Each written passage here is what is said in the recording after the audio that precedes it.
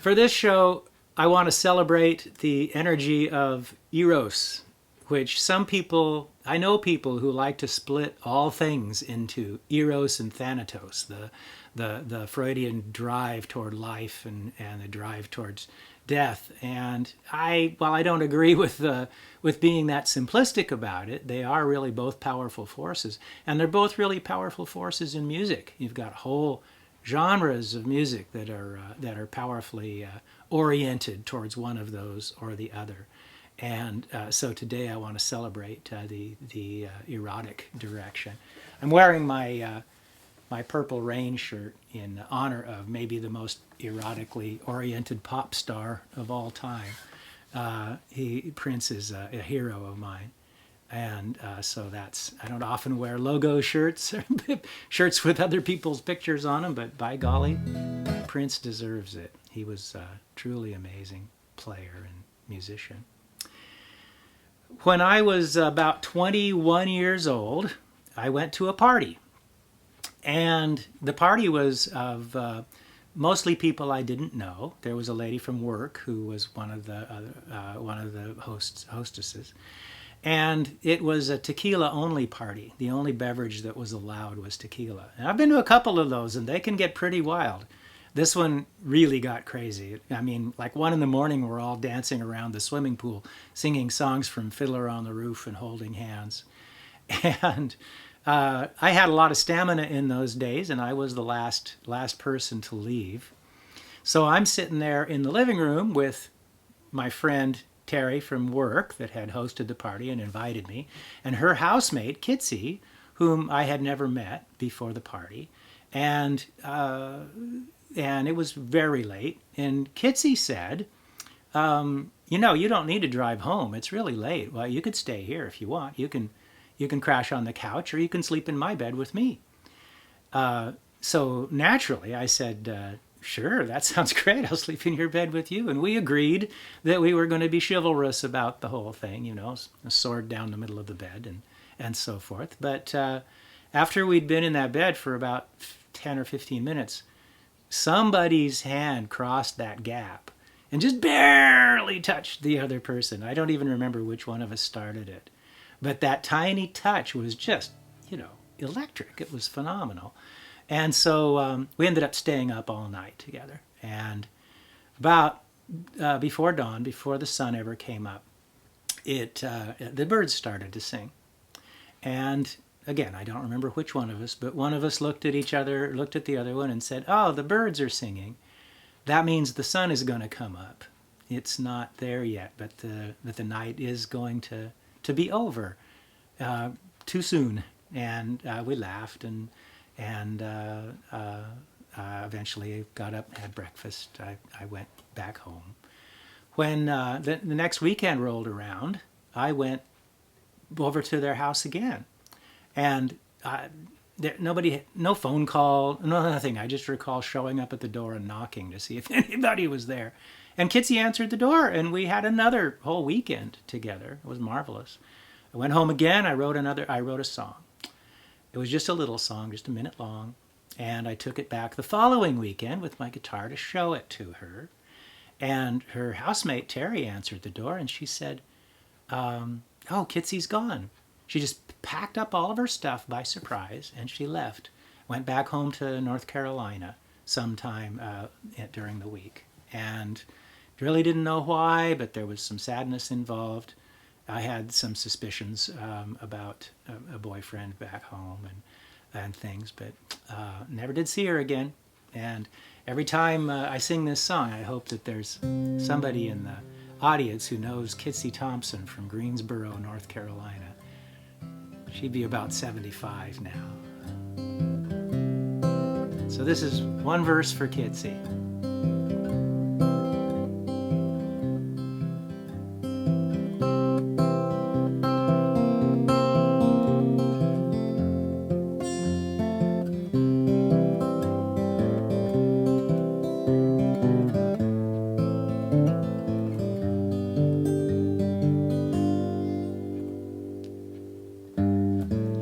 Tonight is almost over now. the birds are always right. The candle and the clock agree. I'll hate to see the light. The blazing fire of a million suns will vanish with the dawn. But one good night with a woman like you will last my whole life long. I return your vow of friendship now and seal it with a song. The chance I had to laugh with you will last my whole life long.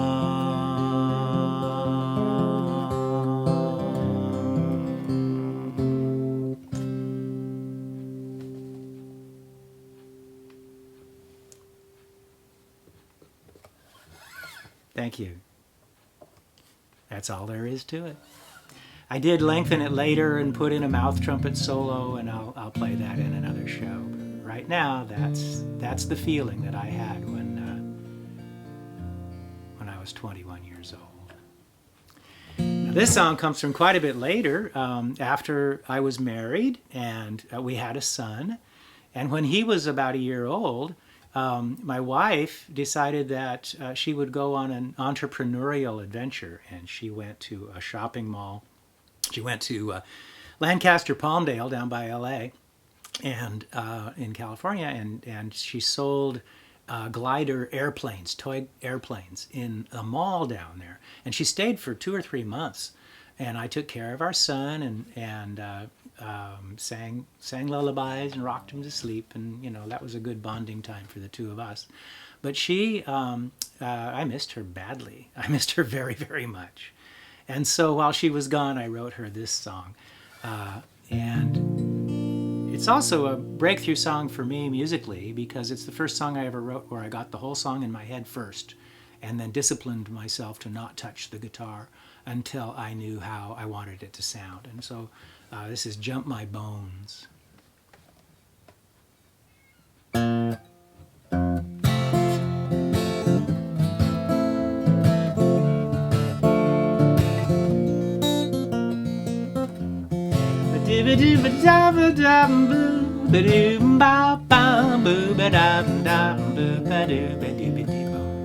I call you on the telephone. You tell me that you're all alone. I curl up in my easy chair and I pretend I got you there to love me like you did before. Took your loving out my door.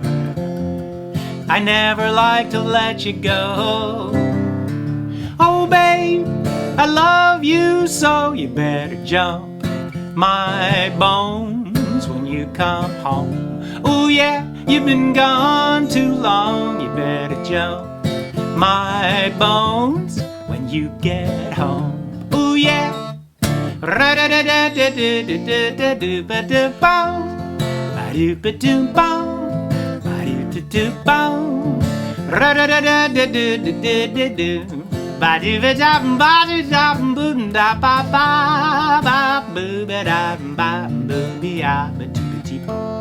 I love you when you're gone away. I know you're not to blame. I love the things you do to me. Without you, girl, it's not the same. You better jump my bones when you get home. Oh yeah, you've been gone too long. You better jump out my bones when you get home. Oh yeah, oh yeah. Ay, ay, ay, ay, ay, ay, ay, ay, ay, ay. Ra-da-da-da-da-da-da-da-da-do. Ba-do-ba-do-bum-bum-ba-da-da-da-da-boo-ba-do. Bum-boo-ba-doo-ba-doo-ba-doo-bum. Jump my bones, jump my bones, jump my bones, yeah. Ra-da-da-da-da-da-da-da-do. Ba-da-ba-doo-ba-dee-doo-bum-bum-ba-ba-da-boo-ba-doo.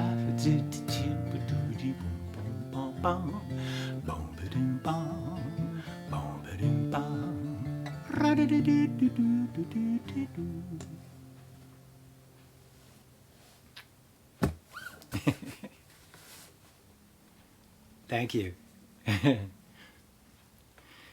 When I first, I'll confess, when I first wrote that song, the line was, I love the things you do to me. I do them, but it's not the same.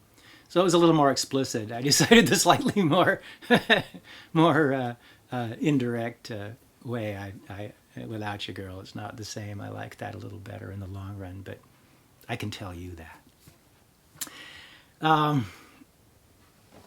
The next song is a true story, but the true story only went a certain distance, and I went ahead and elaborated on it and worked it out further.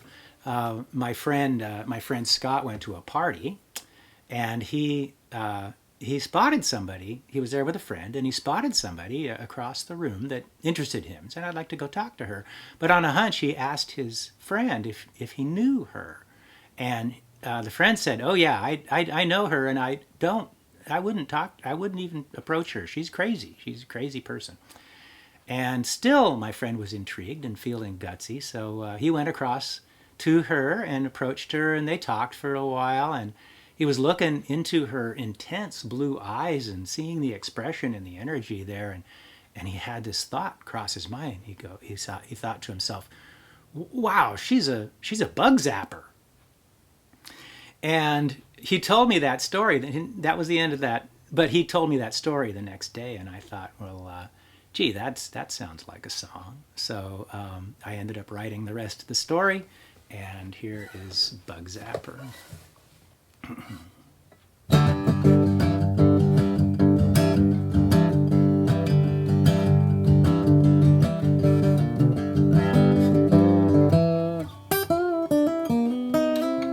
She's got long black hair and pretty blue eyes. Get a little closer, there's a big surprise. She's a bug zapper. She's a bug zapper. She's a bug zapper, buddy. Don't go towards the light. I saw her at a party, I started to stare. My buddy grabbed my arm and said I wouldn't go there. She's a bug zapper. She's a bug zapper. She's a bug zapper, buddy. Don't go towards the light. She's a bug zapper, buddy. Don't go towards the light. Ooh, I couldn't stop myself, it was a kind of a trance. I walked across the room and I asked her to dance. 100-volt tingle going through my skin. I can't help it, buddy, I'm going in. Ooh, look at the pretty blue light. I told her she was dangerous and bought her a drink. She said, "You better kiss me quick before you start to think." She's a bug zapper. She's a bug zapper. She's a bug zapper, buddy. Don't go towards the light. So I went ahead and kissed her, and I kissed her again, and every little hair stood up on end. She's a bug zapper. She's a bug zapper. She's a bug zapper, buddy. Don't go towards the light. She's a bug zapper, buddy. Don't go towards the light. Ooh, we suddenly decided we were ready for more. My buddy waited for us. He was blocking the door. He said, "You're crazy." I said, "You're right, I'm a June bug, and there's a party at the porch light."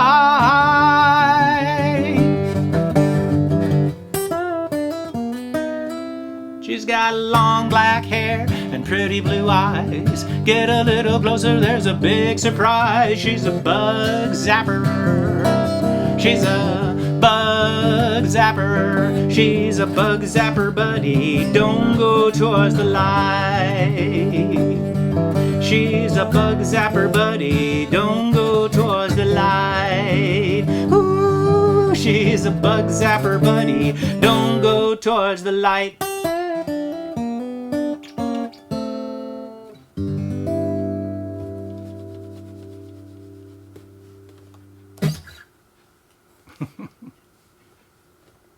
Great.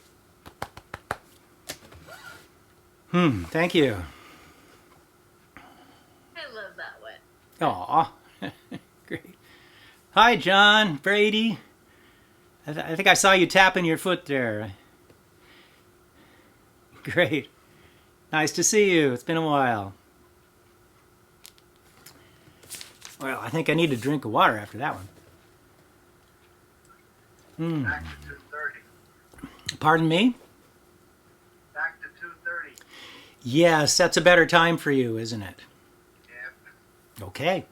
Well, great. Unfortunately, I have to duck out now, so John, enjoy the rest of it. thank you. You too. It'll show up on YouTube in a day or so, in case you're right. curious about the rest of it.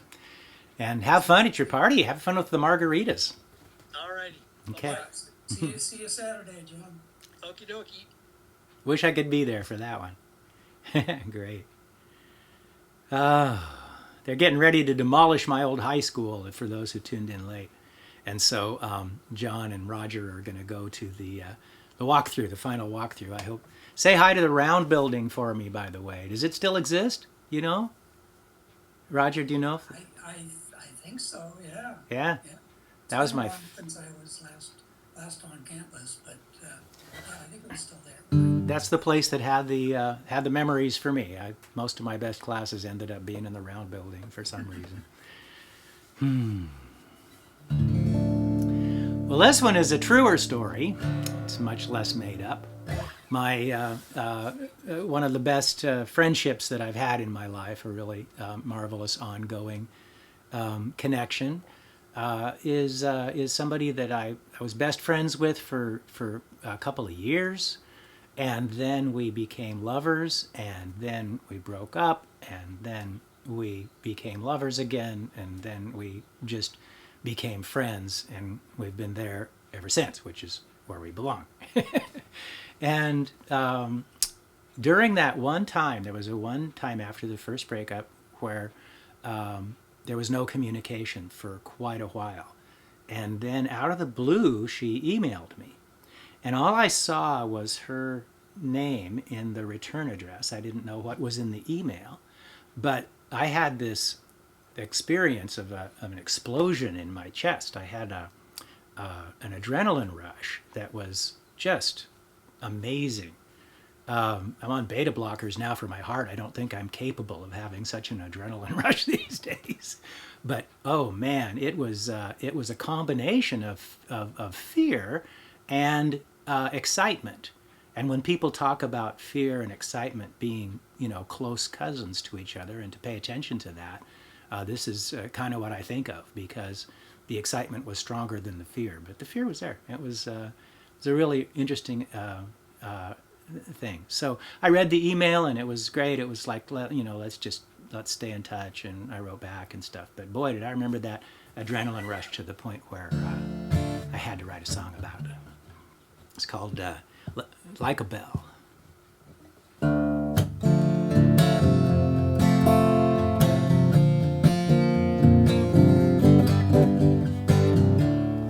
Whoa,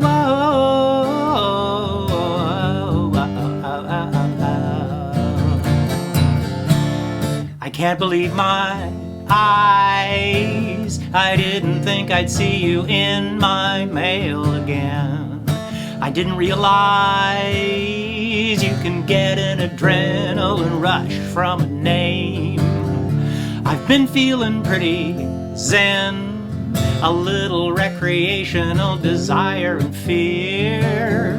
What's this crazy mix of anticipation and blue lights flashing in my rear view mirror? What's happening to me? You got me walking, you got me talking to myself. What's happening to me? You got me singing, you got me ringing like a bell. Whoa, wow, wow.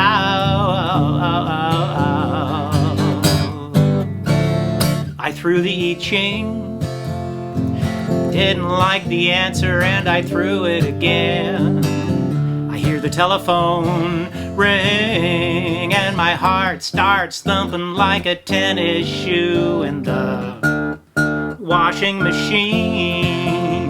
I wonder what'll happen if I pick up the phone. The voice over in my imagination is telling me I've entered the erogenous zone. What's happening to me? You got me shaking, you got me waking up at night. What's happening to me? I think about you, I feel my DNA divide. What's happening to me? You got me walking, you got me talking to myself. What's happening to me? You got me singing, you got me ringing like a bell. Whoa, whoa, wow, wow, wow. You got me ringing like a bell. Oh, oh, oh, oh, you got me ringing like a bell.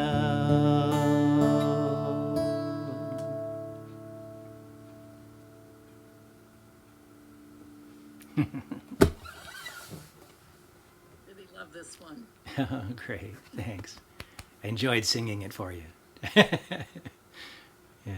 great. So she and I are still in good contact. I visited her for a few days a couple of years ago, and it was so warm and so fun and so good. It's good when you don't let the ups and downs of a friendship or even a relationship take the good parts out of your life. It's good when that can happen, really. So, yeah, musically, that song has an interesting moment in it that I did deliberately. I've done a lot of study of harmony over the last 10 or 15 years, and I came up with, or explored, or discovered, or rediscovered some of the basic principles of harmony. And I have a website, GaryGarrett.me, which goes into a lot of detail about that. I wrote it all in the coffee shops of San Francisco back in the early teens, and it has videos, and it's still, the majority of my YouTube channel is those videos of explaining how harmony works in harmonic space instead of in keyboard space, which is much more pitch oriented. And so anyway, the different notes, when you really study how they work with other notes, different notes have different personalities. And my very favorite note, which I won't go into any theoretical detail, but my favorite note is something called the septimal flat fifth. It's something that shows up in blues. It's a blue note, but Jimi Hendrix used it all the time in his music, and that's where I first really paid attention to it. But anyway, I sing a septimal flat fifth on purpose, and that's what I'm singing on that one spot where it goes, you got me. It has a particular resonance to it that's why I hold that note so long, is because I love to sink into that, to me, delicious resonance. So I was using my own tools that I was exploring in order to help me write that song, and that was super fun.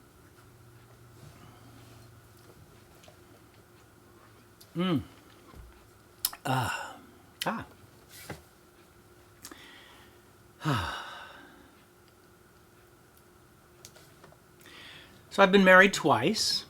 Jump My Bones was about my first marriage and mother of my child, and that one lasted 13 years and was a good marriage.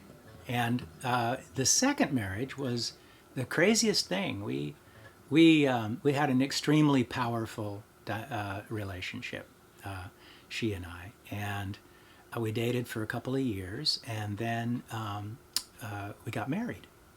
And the marriage, for me, was really, really difficult. Our lives just couldn't blend together. I couldn't live my true life, combining it with hers, and that only lasted 9 months before I asked out. But after a month or so, we got back together again, and as a friend of ours said when we all went out to dinner, he said, "Boy, you guys are the cutest divorcing couple I ever saw." Because we got together in a big way, and we dated for another 2 or 3 years, and it was really the best time of the relationship. And at one point during those years, we were lying in bed, in her bed, and the curtains were, the window was open, and then one of those wonderful Central Coast spring breezes was coming in and rippling the curtains, and we were incredibly happy in this little bed. And all of our friends at that point were in a sort of orgy of house buying. It was the housing boom right before the big crash in '08, and people were buying these enormous McMansions for their families. And we got to talking about how precious it was that we had this little place where we didn't have room to fill it full of enormous amounts of stuff, or to get away from each other. And it really struck us strongly. And I said, well, we've got a 35 square foot mansion, referring, of course, to the bed itself. And saved that up. Took a couple of years to write the song, but here it is. How much space do you think we need to make a place for you and me? This queen-size bed is 5 feet by 7. Sometimes that's all the real estate you need. We've got a 35 square foot mansion. I've been to heaven and it's 5 by 7. It's a 35 square foot mansion, and I'm the richest man in town. There's a house up on a hill. I see it every time I'm driving home. They got a tennis court and swimming pool. On 20 acres you can be alone. They got no neighbors to borrow power tools. They got no family to make them blue. They never argue, they never see each other. I'm so glad I'm coming home to you and our 35 square foot mansion. I've been to heaven and it's 5 by 7. It's a 35 square foot mansion, and I'm the richest man in town. There's a girl up on the screen. I read about her in the checkout line. She's got $1 million diamond ring. She's got a man who's gone all the time. She's got the parties, she's got the money too, and all the goodies that the world can give. I got a feeling she's just like me and you. She'd give it all for a chance to live in a 35 square foot mansion. I've been to heaven and it's 5 by 7. It's a 35 square foot mansion, and I'm the richest man in town. I'm the richest man in town. There ain't a man or woman in the whole world, honey, to feel jealous of. 'Cause love will get you through when you don't have money. And what good is money if you don't have love?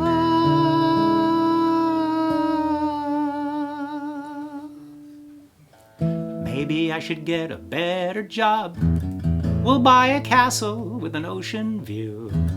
Then I can get myself a fancy car and drive another 40 miles to you. I know you're in there. I holler, hello, honey. I think I hear you holler back at me. I get a beer, go find the living room, and spend the evening with the huge TV. I'll take the 35 square foot mansion. I've been to heaven and it's It's 5 by 7, it's a 35 square foot mansion, and I'm the richest man in town. We've got a 35 square foot mansion. I've been to heaven, that is 5 by 7, it's a 35 square foot mansion, and I'm the richest man in town.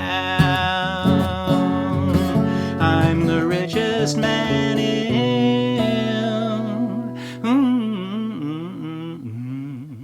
town.